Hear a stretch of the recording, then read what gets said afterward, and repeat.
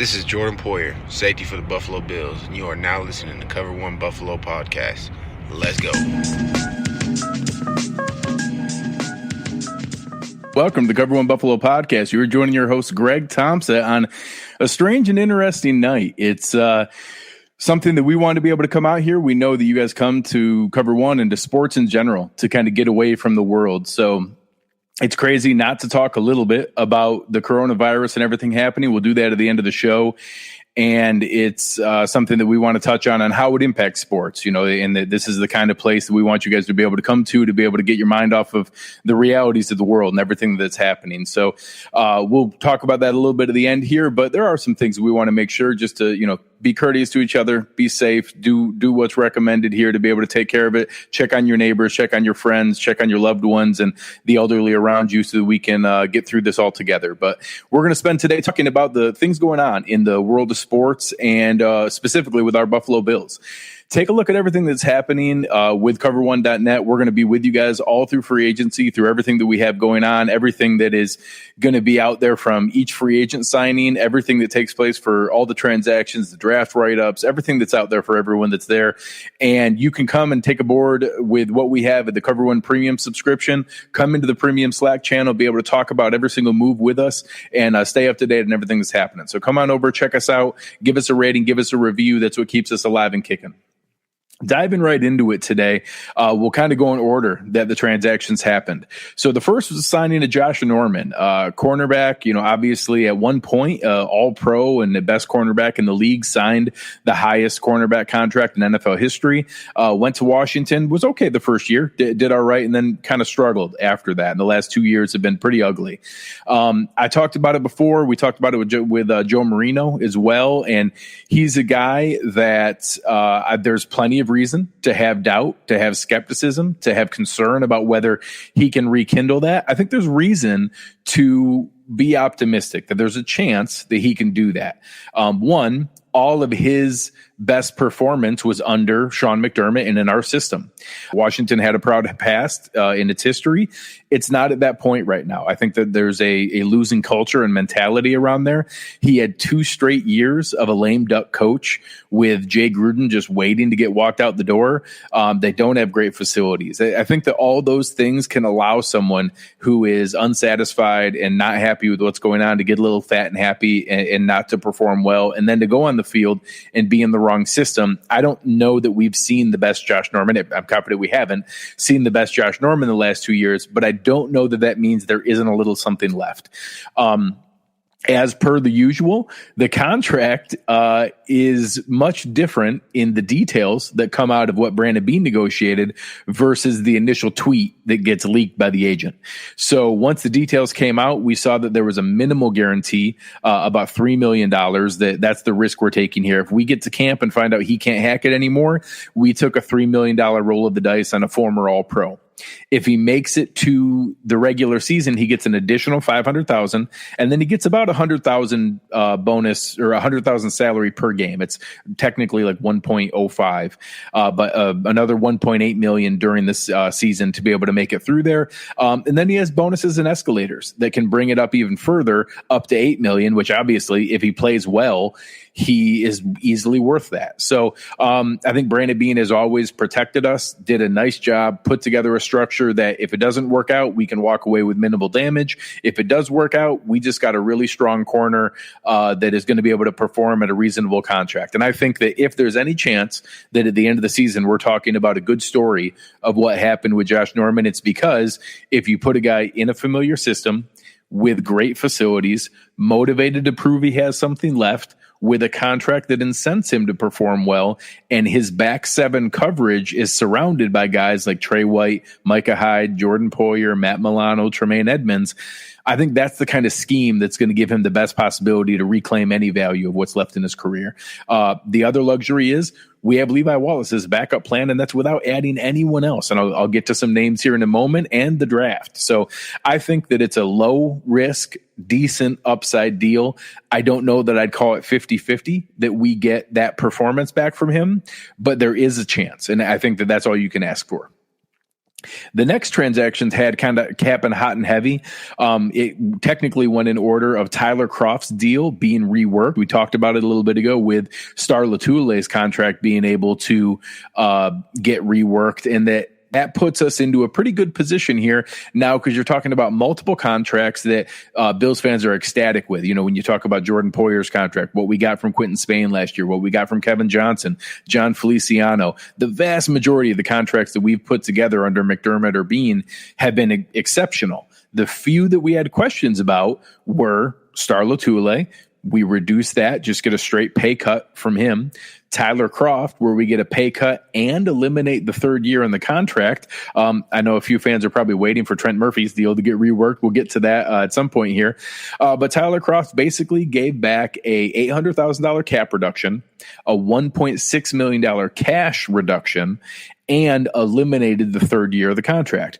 Now, that third year is a little bit interesting to be able to see, in that it doesn't seem like a big deal. But in the future, if Brandon Beane starts to play the comp pick bingo here, where we're working on different compensation picks to be able to offset people, all of a sudden in 2021, Tyler Croft is an unrestricted free agent and not a released player. We're going to get to released players in just a second here.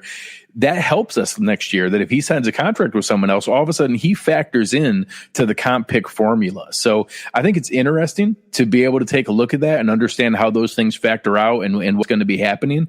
So again, just a savvy move from Brandon Beane, puts us in a good position. There wasn't a ton of movement. I know one of our guys in the premium Slack channel, Chris Hoffman, did the math and showed that it basically took it from a 3-year, $18.5 million deal to a 2-year, $11 million deal, which is certainly a lot more palatable to be able to go that route. Right on the heels of that, as soon as that deal was announced, it also was announced and broken by our own Eric Turner from Cover One. He was directly texting with Quinton Spain that Quinton Spain has re-signed with Buffalo. I know that Matt Perino was on that news right off the bat. Marcel Louis-Jacques had it at 3 years, and I think Ian Rappaport came in with the $15 million number. That's just phenomenal. I just can't fathom that we were able to get him before free agency at a value deal. And I was talking with Sal Capaccio about it. I'm just not in the mental space to get used to players re-signing with Buffalo early for a value. That's just not the world we've lived in for 20 years. It's just not how our universe has worked. And to be able to be in a position where guys are excited to get back to Buffalo. Quinton Spain said all the right things at the end of the season. I want to get this done before free agency. I want to be there. And now to do that, not for a 1-year prove-it deal, but for multiple years at what I project to be below market value. I had projected Quinton Spain at $16.5 million. I was bracing for anywhere from 18 to 24 million because I thought $6 to $8 million a year wasn't crazy. To get him locked up for 3 years at $5 million a year is an incredible value. He brought stability for Deion Dawkins. He played every single snap last year without giving up a sack, and that sounds like elite all pro level stuff. He wasn't that. He was good. He wasn't, elite from that all pro level, but he was good, and we need good right now. We need good, stable guys who can help this organization, and someone who wants to be here means a lot to Sean McDermott and to his teammates. So that's something exciting we should all be excited about. There was also a picture of Shaq Lawson in a Bills uniform that he put up on Instagram and Twitter last night. We did check in with some contacts, and that doesn't sound like that's any breaking news. I think Shaq was just kind of excited. I do think that it's still 50-50 in that ballpark of Shaq coming back. I think it's very much in the cards. So we'll get to that on future shows and where I think that plays out. But it's interesting to go through there. There were some comments in the chat here. Basically, we guaranteed Tyler Croft's deal. He got about $3.4 million of that guaranteed. So we're not cutting him. They didn't just guarantee him $3.4 million to then cut him. It basically worked out as a leverage play that whether his agent came to us, we went to his agent and said, listen, we realize that he's kind of in jeopardy if you guys go another direction. What's a number we can all agree on that if we guarantee that he's going to stay on the roster?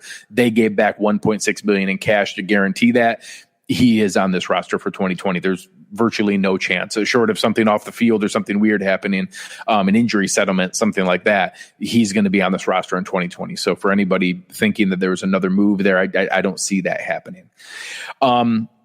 Getting into that released world, you also saw a barrage of names that came out of the news here right around dinner time.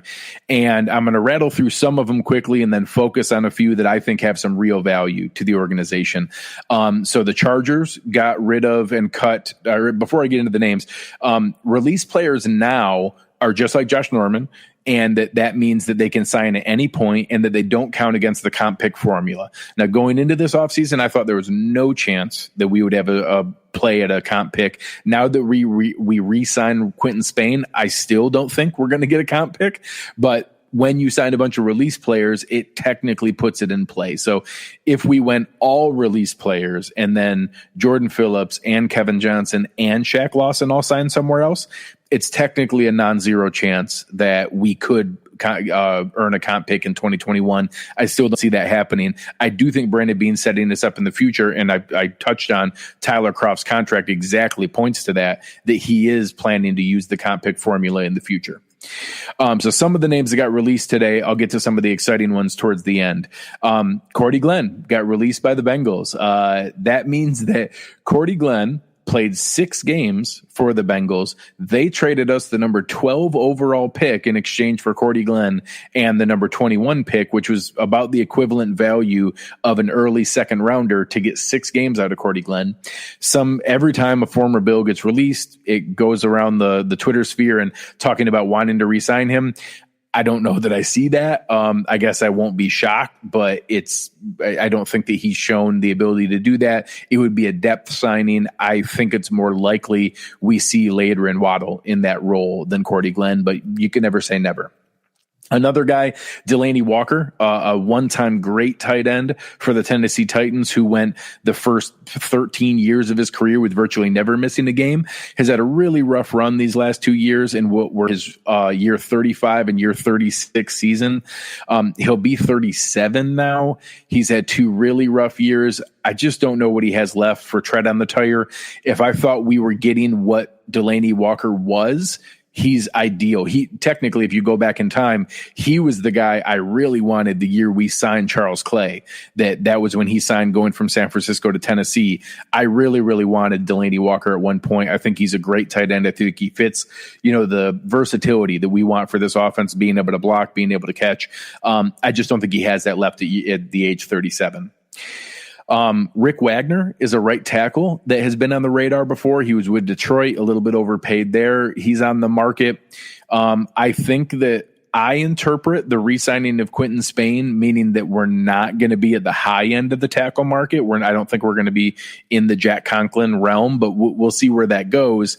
Maybe Rick Wagner is a guy that they pick around to come in and compete. I don't know exactly what it means, but I think that he's probably not in the cards.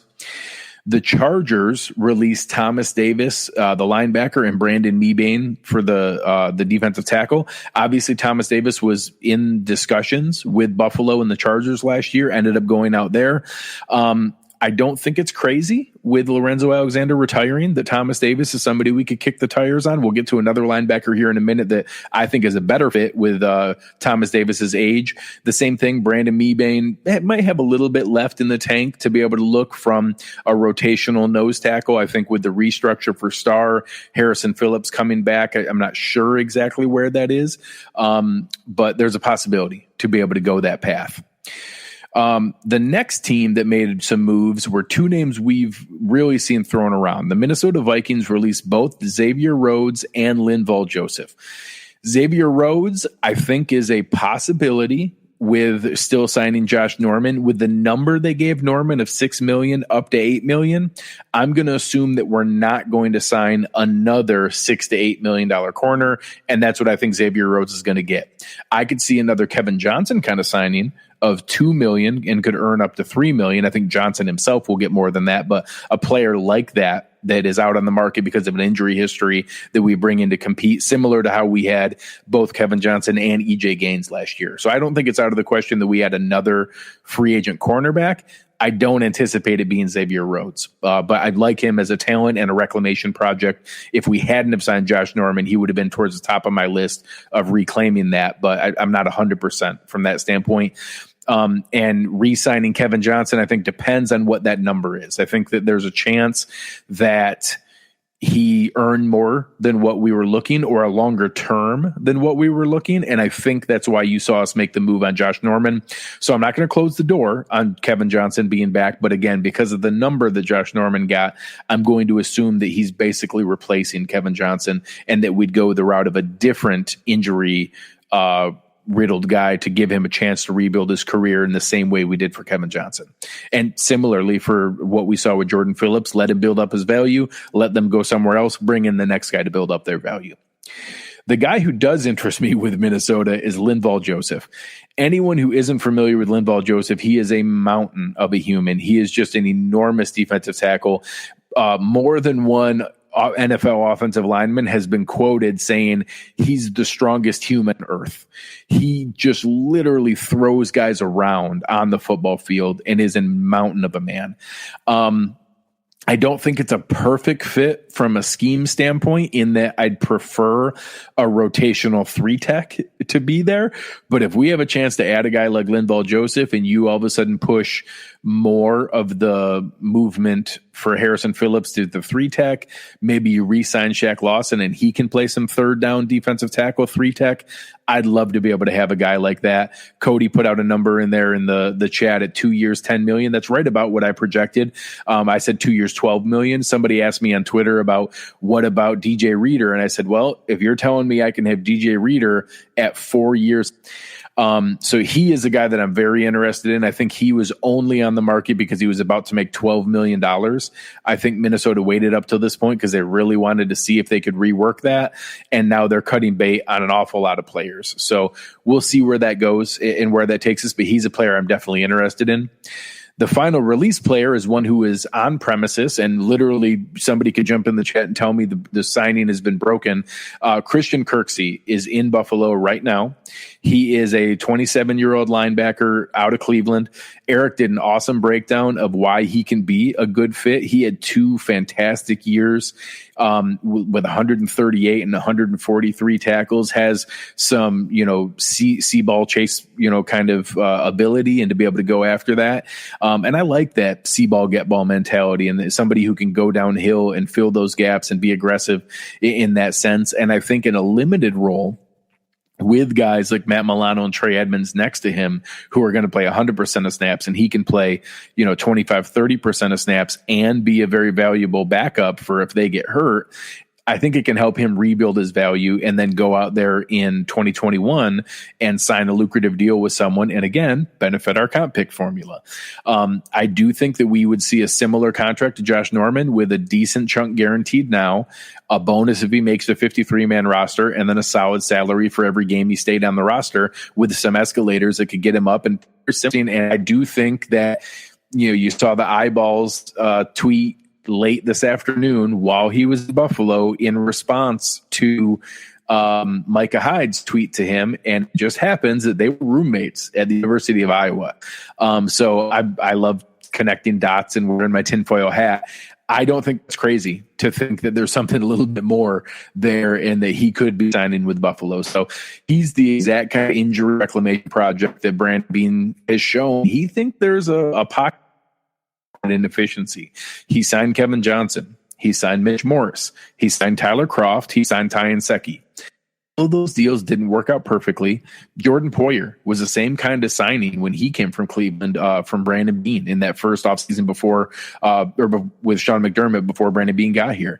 And those kind of guys that you can get a low value on, you are going to have some like Tyler Kroft where they get hurt again and there's risk. But when you hit on them, like we did with Kevin Johnson, like we did with Mitch Morris, like we did, I think there was still value in Ty Nsekhe. Christian Kirksey can be that kind of guy. And obviously Brandon Beane has shown that's an area they're willing to risk and use the new facilities that we have and the wellness program and the workout program and the body management and maintenance program we have to keep guys on the field. And I think you saw that at the end of the offseason.